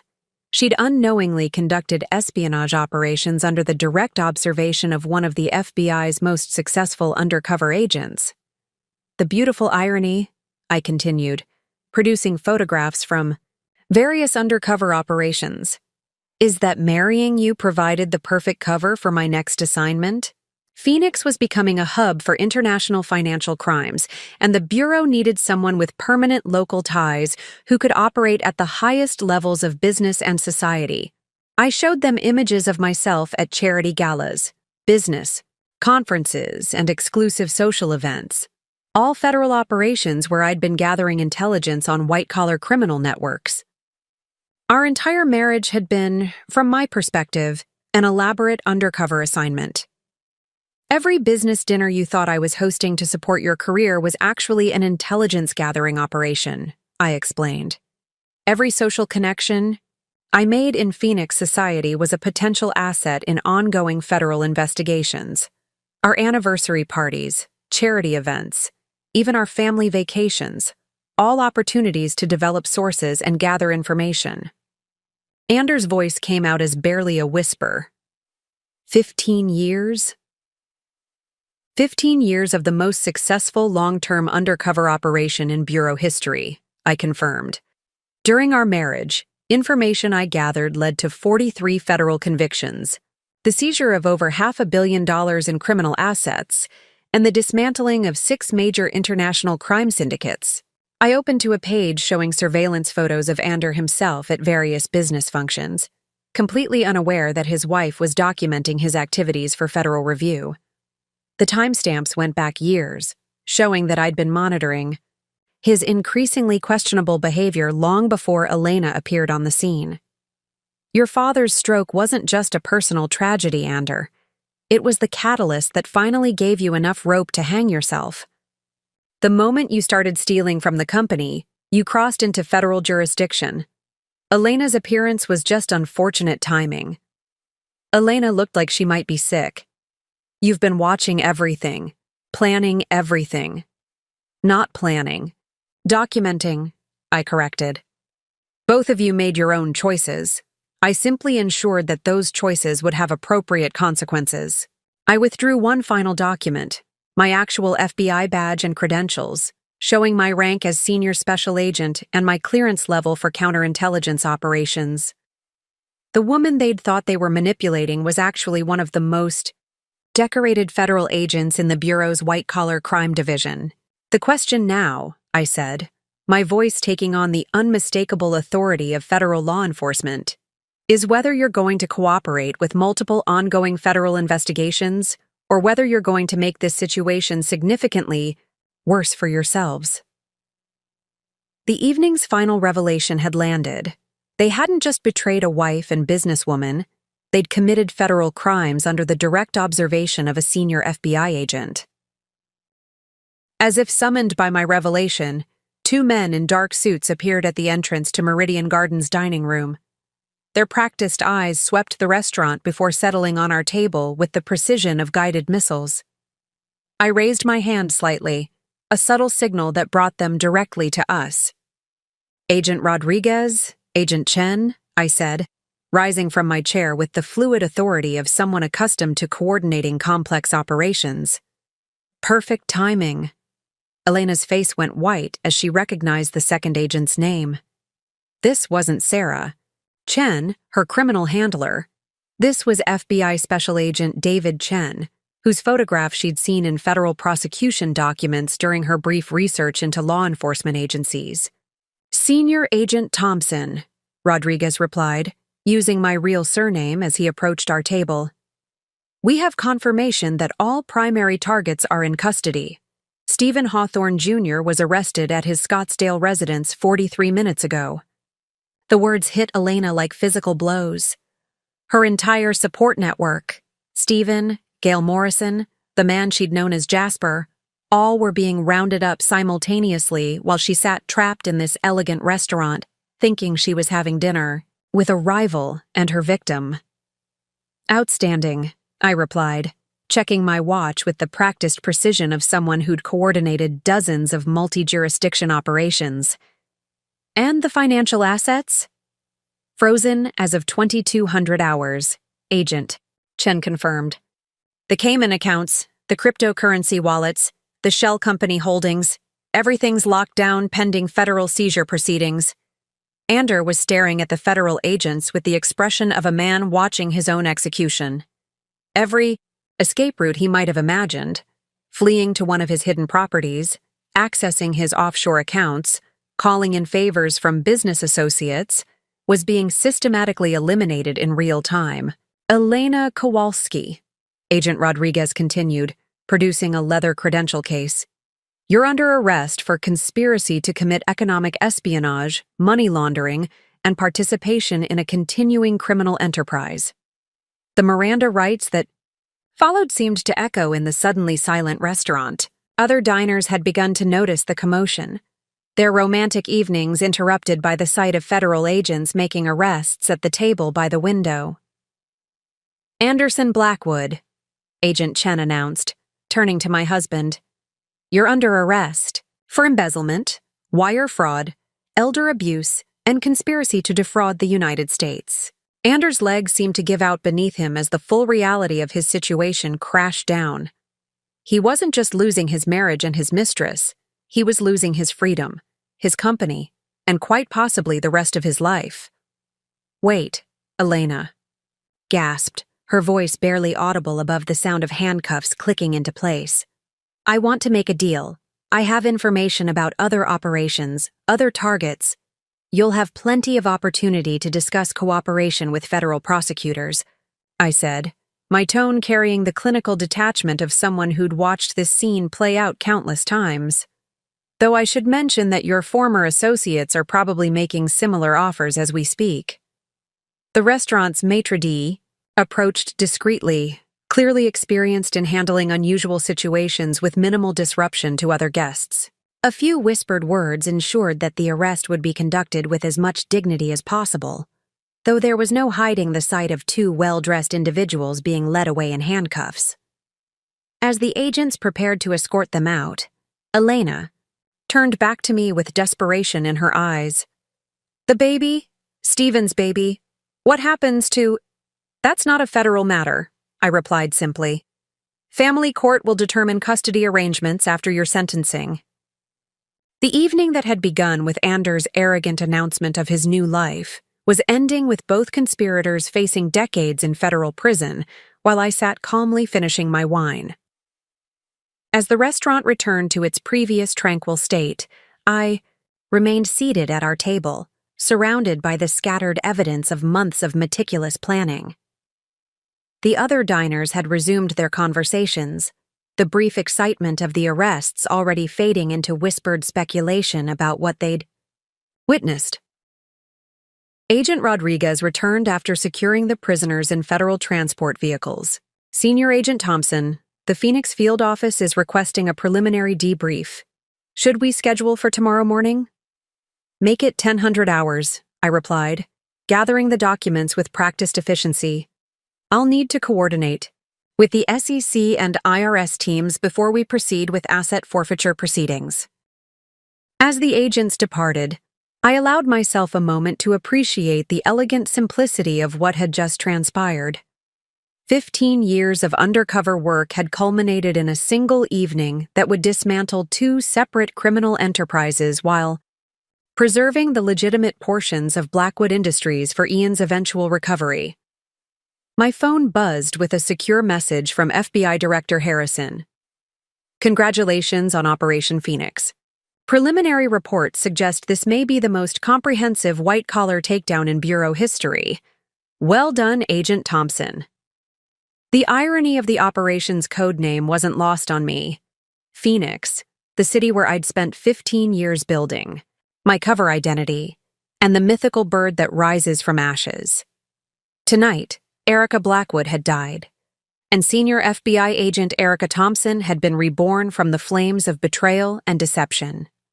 Opened my laptop and began typing the preliminary case summary that would become part of federal prosecution files.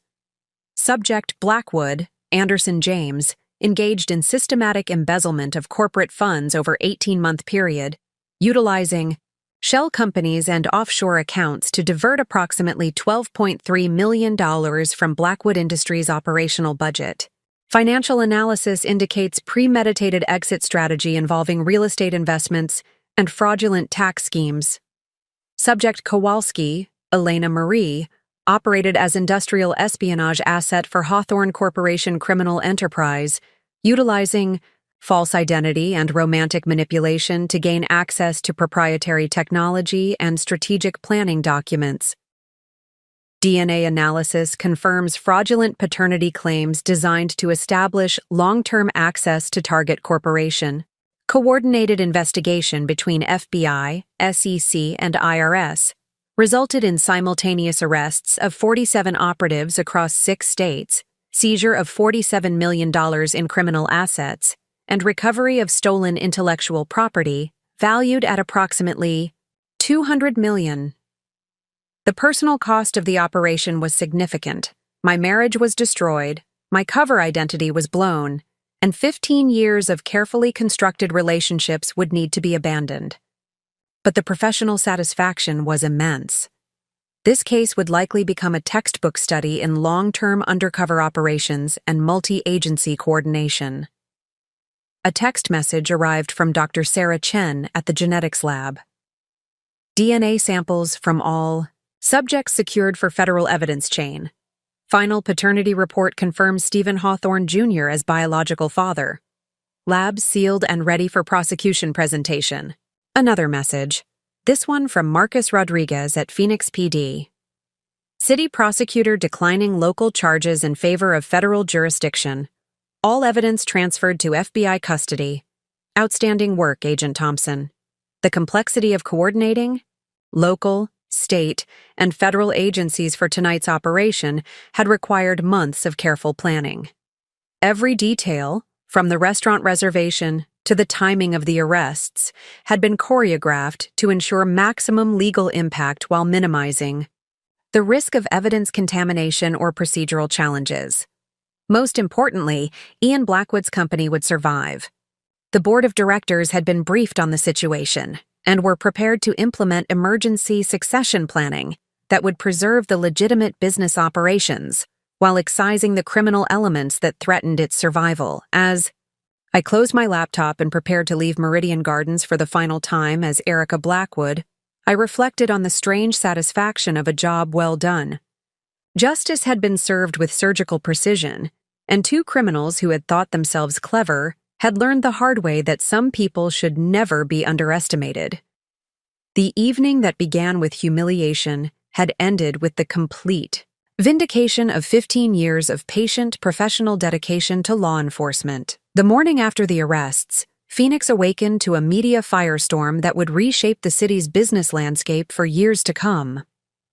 I watched from my hotel suite as news vans surrounded Blackwood Industries headquarters, their satellite dishes reaching toward the sky like mechanical flowers seeking sunlight. Breaking news, massive corporate espionage ring dismantled, scrolled across every major network, accompanied by photographs of Ander and Elena being led away in handcuffs. The story had everything the media loved: sex, betrayal, international conspiracy, and enough financial intrigue to fuel weeks of investigative reporting. My secure phone rang with calls from federal prosecutors, congressional oversight committees, and international law enforcement agencies. The Hawthorne Corporation investigation had uncovered connections to criminal enterprises in 7 countries, triggering a cascade of international arrest warrants and extradition requests. Agent Thompson, came the voice of Assistant Director Williams from Quantico. The President's Economic Security Council wants a full briefing on Operation Phoenix. How soon can you be in Washington? 48 hours, I replied, watching, as FBI forensic accountants emerged from Blackwood Industries carrying boxes of evidence. The local prosecution team needs my testimony for the preliminary hearings before I can travel. The financial consequences were already becoming apparent. Hawthorne Corporation's stock had plummeted 60% in pre-market trading as investors fled anything connected to the criminal conspiracy. Their board of directors had called an emergency meeting to discuss potential bankruptcy proceedings, and their primary business partners were severing contracts to avoid association with the scandal. Meanwhile, Blackwood Industries was experiencing an unexpected surge of support. Ian Blackwood's reputation for integrity, combined with the revelation that his company had been the victim rather than the perpetrator of criminal activity, was attracting new investors and business partners eager to demonstrate their commitment to legitimate enterprise. A knock at my door interrupted my morning briefing calls. Agent Rodriguez entered carrying a thick folder of overnight developments that painted a picture of systematic collapse among the criminal networks we'd been tracking. Stephen Hawthorne Jr. attempted suicide in federal custody, he reported with professional detachment. He's in stable condition at Phoenix General, but his cooperation prospects look promising. Apparently, he genuinely believed Elena loved him. The irony was profound. Elena had been playing Stephen just as thoroughly as she'd been playing Ander, maintaining romantic relationships with both men while serving her criminal handlers. Love had made all of them vulnerable, but only Stephen, seemed to understand the depth of his emotional manipulation. Elena's requesting immediate protective custody, Rodriguez continued. She claims her former handlers have contracts out on anyone who might testify. The Kozlov family doesn't appreciate loose ends. I wasn't surprised. International criminal organizations rarely showed mercy to operatives who'd been compromised, especially when their testimony could unravel decades of carefully constructed networks. Elena's pregnancy might actually save her life. Even hardened criminals hesitated to murder expectant mothers, though her child would likely grow up in witness protection. And Ander? I asked, though I already suspected the answer. Complete. Breakdown. His attorney is exploring insanity defenses, but the evidence of premeditation is overwhelming. The real estate purchases, the offshore accounts, the systematic theft from his own father. It shows clear criminal intent over an extended period. The morning newspapers spread across my coffee table told the same story from different angles. The Phoenix Business Journal focused on the economic implications for local industry. The Arizona Republic emphasized the human drama of betrayal and deception. The Wall Street Journal analyzed the international ramifications for corporate security protocols. But it was the small item buried on page 6 of the local section that caught my attention. Ian Blackwood, responding well to treatment. According to his medical team, the shock of learning about his son's crimes had paradoxically stimulated his recovery. The old man's vital signs had improved dramatically overnight, and his speech therapy sessions were showing remarkable progress. Perhaps justice really could be healing, even for the innocent victims caught in its wake. 6 months later, I stood in the federal courthouse in Washington, D.C., watching as the final defendant in Operation Phoenix received her sentence. Elena Kowalski, now visibly pregnant and wearing the orange jumpsuit of federal custody, listened impassively as Judge Morrison pronounced the words that would define the rest of her life. 22 years in federal prison, with eligibility for parole after 18 years, provided you continue your cooperation with ongoing international investigations. Elena's baby would be born in federal custody, raised in witness protection, and would be an adult before she saw freedom again. The child of two criminals, Stephen Hawthorne Jr. and Elena, would grow up knowing only the sanitized version of their parents' story that federal marshals deemed appropriate. Stephen himself had received 25 years after his suicide attempt, failed, and his cooperation proved less valuable than prosecutors had hoped. The Hawthorne family empire was being systematically dismantled, its assets liquidated to pay restitution to the companies they'd targeted over the years. But it was Anders' sentencing 3 weeks earlier that had provided the most closure. 30 years in federal prison, with no possibility of parole before 25 years served. His mental breakdown had been genuine, but not severe enough to qualify for psychiatric defenses. The man who'd once commanded boardrooms and manipulated corporate deals would spend the remainder of his productive years in a 6x8 cell. "Agent Thompson," called Assistant Director Williams as we exited the courthouse, "there's someone who'd like to speak with you."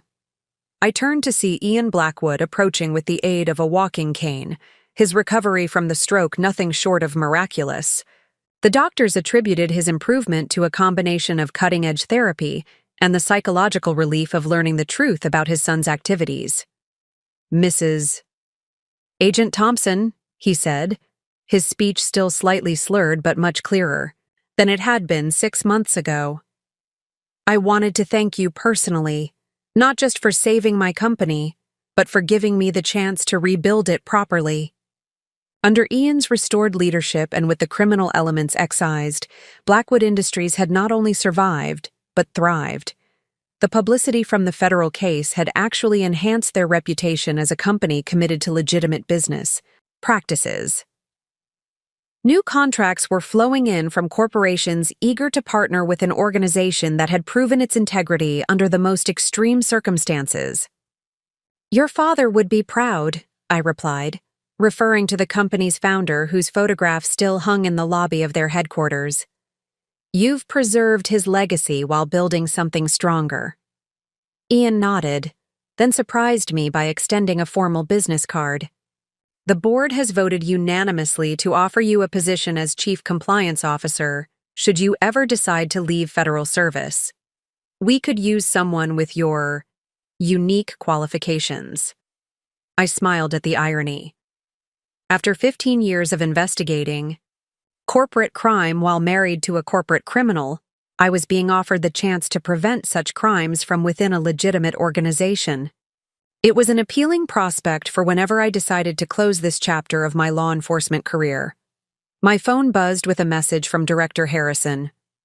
Operation Phoenix final statistics: 73 convictions, $847 million in recovered assets, 12 international criminal organizations disrupted. Congratulations on the most successful long-term operation in Bureau history. As I walked down the courthouse steps into the Washington afternoon, I reflected on the strange journey that had brought me to this moment. 15 years ago, I'd been a young federal agent accepting an undercover assignment that was supposed to last 6 months. Instead, it had become my life's work, a patient, methodical investigation that had ultimately delivered justice on a scale I could never have imagined. The woman who emerged from Operation Phoenix was fundamentally different from the one who had entered it. Erica Blackwood had been a carefully constructed fiction, but Agent Erica Thompson was entirely real, hardened by betrayal, strengthened by purpose, and vindicated by results that would reshape how federal law enforcement approached long-term corporate investigations. Sometimes the best revenge is simply the truth, served with perfect timing and absolute authority. And sometimes, from the ashes of deception and betrayal, something stronger and more honest can rise to take its place. The Phoenix had risen indeed. Up next, you've got 2 more standout stories right on your screen.